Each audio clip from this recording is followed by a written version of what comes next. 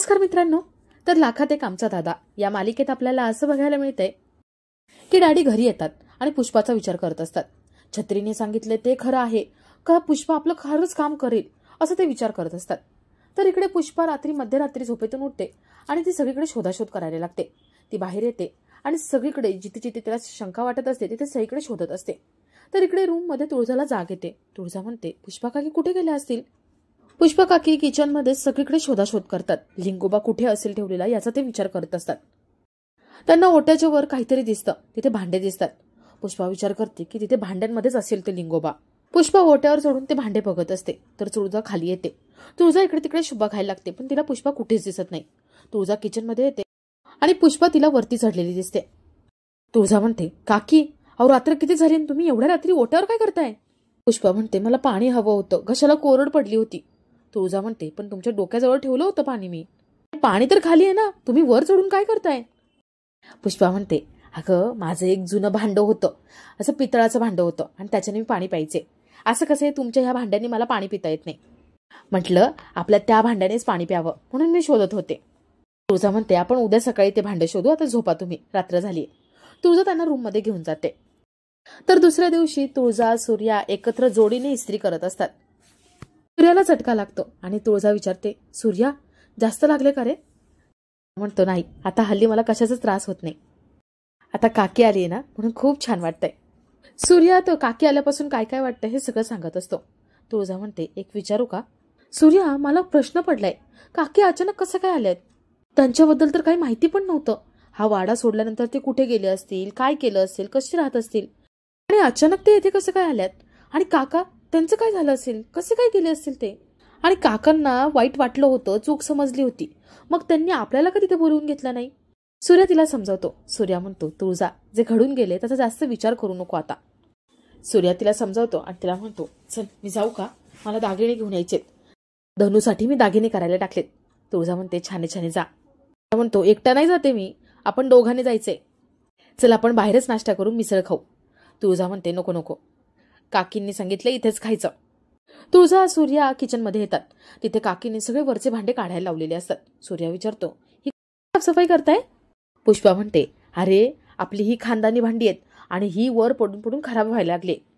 खराब भांडी आपण मोडून टाकू आणि जी चांगली आहेत त्याला कलई करून रोज वापरायला घेऊ. तुळजाला धुळीमुळे त्रास व्हायला लागतो. सूर्या म्हणतो, तुळजा, तुला हे सहन होणार नाही, बाहेर चल तू. सूर्या तुळजाला बाहेर घेऊन येतो आणि तिला पाणी देतो.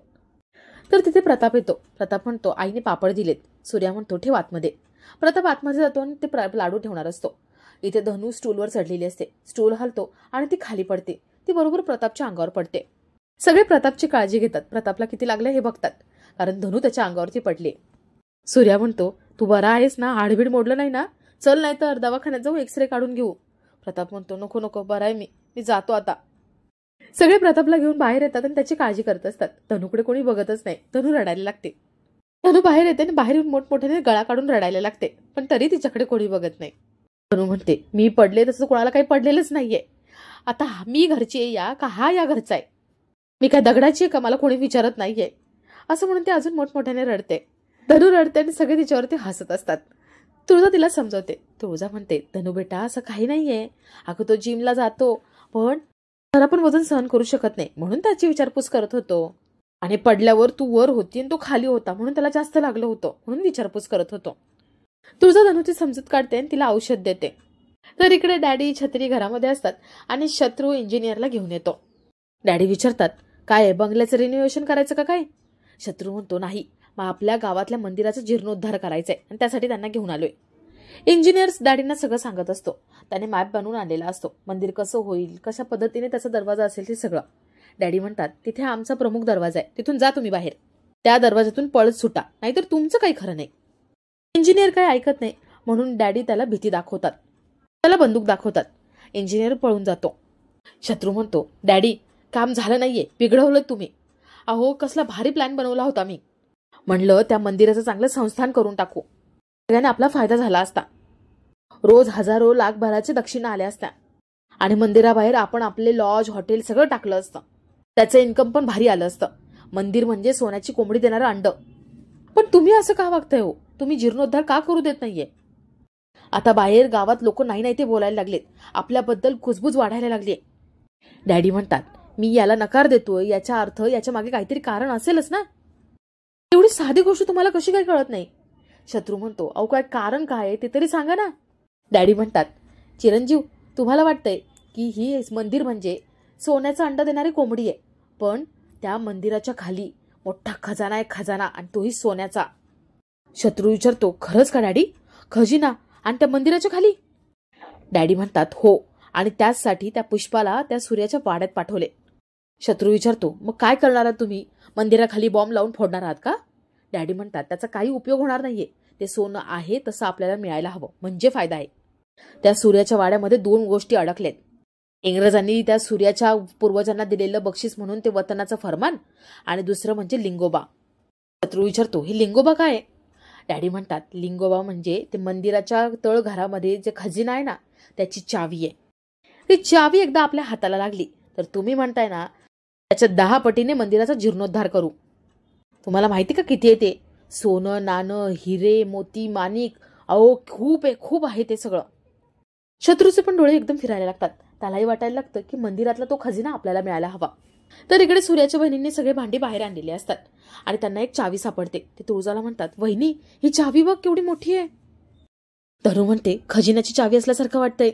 तुळजा म्हणते, खजिन्याची चावी आपल्या घरात काय करेल? काही पण काय. पुष्पा धावत येते. पुष्पा म्हणते, बघू ती चावी. पुष्पा ती चावी हातात घेते आणि ती म्हणते, नाही ही चावी ती नाहीये. तुळजा विचारते, कसली चावी? पुष्पा म्हणते, अगं ते मगाशी नाही का सगळे भांडे काढले, त्याच्यामध्ये मोठं कुलूप सापडले, पण ही चावी नाहीये त्याची. धनु म्हणते, पण विचार करा ना सगळेजण, आपल्या हाताला एवढा मोठा खजिना लागला तर आपण काय काय करू शकू? दादाचा मॉल होईल, दादाचा बिझनेस मोठा होईल, किती छान होईल सगळं. सूर्या तिथे येतो. सूर्या म्हणतो, पोरींनो जास्त स्वप्न रंगवू नका तुम्ही. खजिना वगैरे असं काहीही नसतं. लोक त्या खजिन्याच्या मागे मागे पळतात आणि कष्ट करायचेच विसरून जातात.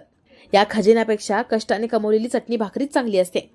गुप्तधनाच्या मागे लागलं ना तर गुप्तधन तर काही मिळतच नाही, पण आपली झोप पण गायब होऊन जाते. चला लागा कामाला. सगळे कामाला लागतात. पुष्पा मनात विचार करते. पुष्पा म्हणते, सूर्या बाळा, हे गुप्तधन नाहीये, हे तुझ्या पूर्वजांनी कमवून ठेवलेलं सगळं पैसा अडका आहे आणि त्यांनी कमवलेलं हे धन आहे. ह्याच्यावर फक्त तुझा हक्क आहे. त्या लिंगोबाची चावी कुठे असेल? कुठे ठेवलं असेल ते? या घरात कुठेतरी संपत्तीचे कागद आहेत आणि ती चावी सुद्धा. एकदा कधी सापडलं ना की ते बघून तुझा विश्वास बसणार नाही की हे तुझं आहे. आता जे तुझं आहे ते तुला मिळवून द्यायला मी इथे आले. त्या जालिंदरच्या मुडद्याच्या तालावर मी नाचणार नाहीये. जे तुझं आहे ते तुला देऊन माझ्या चुकीचं प्रायश्चित्त करणार आहे. आणि हे सगळं झालं की मी डोळे झाकायला मोकळी. पुष्पा विचार करत राहते आणि आपला आजचा हा भाग इथेच संपतो.